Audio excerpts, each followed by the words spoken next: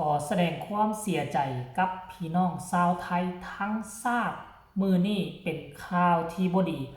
สูญเสียผู้รักผู้ใหญ่บุคคลที่สำคัญต่อแผ่นดินไปจนเฮ็ดให้พ่อผู้และก็ลูกสาวที่ดาลาวในนามศิลปินออกมาโพสต์เคลื่อนไหวอาลัยอาวรณ์น้อมทรงสู่สวรรคาลัยสบายดี FC แฟนคลับพี่น้องชาวลาวชาวไทยทั้งสองฝากฟังแม่น้ำของบ่คิดบ่ฝันว่าข่าวแบบนี้มันจะเกิดขึ้นมาอีกแล้วก่อนหน้านี้ก็หากก็สูญเสียแม่ของแผ่นดินหรือว่าพระพันปีหลวงตอนนั้นพ่อผู้ศรีวิไลกับน้องธิดาลาวก็ได้แต่งเพลงตัวนั้นออกมาทันทีทันใดและก็กลายเป็นกระแสของทั้งสองฝากฟังแม่น้ำของหลังจากนั้นทั้งพ่อผู้กับน้องธิดาลาวก็ได้ตั้งหน้าฝึกฝนรอหลอมตนเองอยู่ตลอดเวลาให้เป็นคนดีของสังคมแต่บ่คิดบ่ฝันว่ามาตกในตอนเช้ามื้อนี้พวกเฮาจะได้ยินข่าวบ่ค่อยดีเอิ้นว่าข่าวร้ายก็แล้วกัน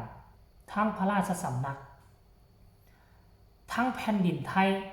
ได้สูญเสียบุคคลสำคัญอีกคนหนึ่งไปแล้วซึ่งเพิ่นอายุอานามกับบ่ทันได้หลายเทื่อทานผู้ชมแต่ว่าเป็นหยังคือจากโลกนี้ไปไวแท้ทานผู้ชม FC แฟนคลับนอกจากพอผู้กับธิดาลาวแล้วผู้รักผู้ใหญ่ศิลปินหน้าเก่าหน้าใหม่ทั้งวัยหนุ่มทั้งผู้เฒ่าล้วนแล้วแต่พากันออกมาโพสต์อาลัยอาวรณ์ถึงบุคคลสำคัญท่านนี้ท่านผู้ชมเมื่อประมาณ2 ชั่วโมงที่ผ่านมาพอผู้ศรีวิไลได้ออกมาโพสต์เคลื่อนไหวว่าสถิตในดวงใจวสันเดตราบนิรันดร์ขอน้อมถวายความอาลัยอย่างสุดซึ้งแด่สมเด็จพระเจ้าลูกเธอเจ้าฟ้ามันนี่พัสรกิติยาพอกิติยาภาสำหรับขออภัยได้อ่านไม่ค่อยได้ราชาศัพท์เนาะและขอน้อมทรงเสด็จสู่สวรรคาลัยด้วยสำนึกในพระกรุณาธิคุณและพระเมตตาที่ทรงมีต่อปวงชนชาวไทยโดยตลอดมาพร้อมกับรูปนี้นี่ถ้าค่อยจำบ่ผิดเป็นรูปตอนที่เพิ่นเสด็จนั่งอยู่เฮือน่ะออกประพาสหรือว่าออกทอดพระเนตรอย่างจักอย่างเลยท่านผู้ชมนี่นะรูปตอนนี้นะแล้วพอออกมาเคลื่อนไหวน้อยนึงลูกสาวธิดาลาวถึงแม้นว่าเพิ่นเกิดอยู่พื้นแผ่นดินลาวเพิ่นบ่ได้เป็นคนไทยเต็มร้อยแต่ตลอดระยะเวลา1 ปีที่ธิดาลาวมาอาศัยอยู่ประเทศไทยปรากฏว่าน้องก็คิดว่าตนเองก็เป็นคนไทยคนหนึ่งไปแล้วท่านผู้ชมเว้าแบบนี้บ่แม่นว่าธิดาลาวลืมบ้านเกิดเมืองนอนบ่คนเฮาน่ะอยู่บ่อนใดต้องเคารพนับถือพื้นแผ่นดินบ่อนนั้นเฮาอาศัยพื้นแผ่นดินเพิ่นอยู่อาศัยข้าวอาศัยน้ำอาศัยใต้ห่มพระบารมีเนาะเฮาก็ต้องนับถือสถานที่นั้นๆมันจึงจะเป็นคนดีมันจึงจะเป็นคนที่มีคุณค่าสมควรแก่ให้พ่อแม่ติดตามและสนับสนุนซัพพอร์ตซึ่งน้องธิดาลาวก็เฮ็ดได้ดีบ่ขาดตกบกพร่องตั้งแต่ตอนพระพันปีหลวง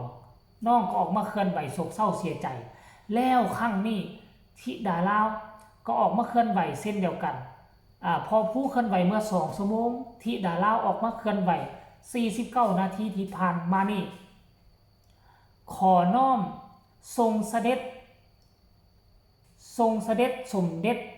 พระเจ้าลูกเธอพัสรกิติยาภาสู่สวรรคาลัยด้วยความอาลัยและสำนึกในพระมหาธิคุณพระมหากรุณาธิคุณนี่ที่เรานี่ทุกคนเลยทำได้ดีถามว่าอยากให้เหตุการณ์แบบนี้เกิดขึ้นบ่อยากให้เกิดขึ้นในฐานะที่ก็เป็นคนลาวข้าเจ้าก็เป็นเสื้อพระวงศ์ข้าเจ้าอยู่ในวังเป็นโฮมโพโฮมไซให้ทั้งคนไทยและต่างด้าวที่ไปทำมาหากินที่ไปขายแรงงานอยู่ในหั่น ก็ถือว่าเพิ่นก็มีส่วนร่วมที่เฮ็ดให้แรงงานต่างชาติต่างประเทศนั้นมีอยู่มีกินเช่นเดียวกันเพราะฉะนั้นแล้วท่านผู้ชมข่าวแบบนี้มันระดับชาติและค่อยเชื่อว่าการที่เพิ่นจากไปเนาะสู่สวรรคาลัยครั้งนี้ประเทศเพื่อนบ้านก็ย่อมที่จะออกมาแสดงความเสียใจเช่นเดียวกันในฐานะที่ค่อยก็เป็นผู้นึงเฮ็ดคลิปทำข่าวเกี่ยวกับเรื่องราวของหมอหลอกหมอล้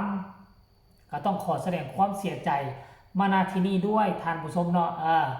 ก็ขอให้เพิ่นขึ้นไปสู่สวรรค์ชั้นฟ้าหากชาติหน้าชั้นใดเนาะได้เกิดมาก็ขอให้มาเกิดอยู่ในเสื้อพระวงศ์ขอให้มาเป็นโฮมโพโฮมไซให้กับพี่น้องชาวไทยอีกข้างหนึ่งก็แล้วกันสาธุเด้อขอให้เพิ่นไปดีมีสุขท่านผู้ชมเพราะว่าเฮา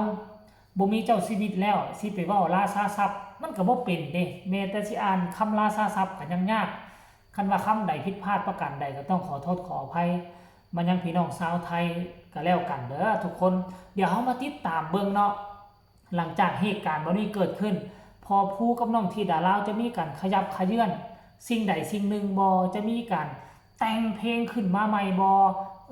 จะเฮ็ดให้คนทั้งสองฝากฟังน้ำของนี่จะเซอร์ไพรส์อีกบ่ในปลายปากกาพอผู้ในสำเนียงเสียงห้องของลูกสาวธิดาลาวเฮาก็มาติดตามเบิ่งอย่างใกล้ชิดกันแล้วกันเนาะเพราะว่าตอนนี้น้องธิดาลาวก็อยู่โรงเรียนบ่รู้ว่าเลิกโรงเรียนมากินข้าวสวยแล้วหรือยังเนาะเพิ่นได้เป็นประธานนักเรียนเด้ท่านผู้ชมเอ้ยเนาะเว้าแล้วก็โศกเศร้าเสียใจนำทุกคนเอ้ยพรรษาเพิ่นก็ยังบ่หลายอายุเพิ่นก็ยังบ่แก่คือบ่ให้อยู่เพิ่นอยู่จักอีกจัก50-60 ปีเนาะให้เป็นจัก90-500 ปีจึงจากไปเพราะว่าเพิ่นก็เป็นผู้หนึ่งที่มีคุณงามความดีช่วยเหลือพี่น้องชาวไทยช่วยเหลือไผฟ้าราษฎรเนาะหลายม่องหลายทีก็ได้รับการช่วยเหลือจากเพิ่นเพราะฉะนั้นน่ะคันถ้าเพิ่นยังมีชีวิตต่อไปเพิ่นยังจะสร้างคุณงามความดีให้พื้นแผ่นดินไทยและก็ทั้งเพื่อนบ้านอ้อมข้างหลายกว่านี้มหาศาลแต่ว่าก็คือว่าหั่นแหละเนาะท่านผู้ชมเอ้ยเนาะเพิ่นอาจจะเอาบุญมาน้อยเนาะเรื่องเจ็บเป็นเห็นอุ่นเรื่องชะตาชีวิตมันลิขิตกันบ่ได้ถึงจะเป็นถึงขั้นผู้รักผู้ใหญ่บ้านเมืองมันก็ปราศจากเรื่องนี้ไปบ่ได้เนาะก็ขอให้พี่น้องชาวไทยทั้งปวงฮักหอมกันหมายมั่นเอาไว้ท่านผู้ชม FC แฟนคลับก็บ่มีหยังมากมายเด้อทุกคนเด้อขอฝากคลิปนี้ไว้นำอ้อมใจก็แล้วกันขอแสดงความอาลัยกับพี่น้องชาวไทยทั้งประเทศมาณที่นี้ด้วยพอกันใหม่ในคลิปหน้าลาท่านผู้ชมไปก่อนสบายดี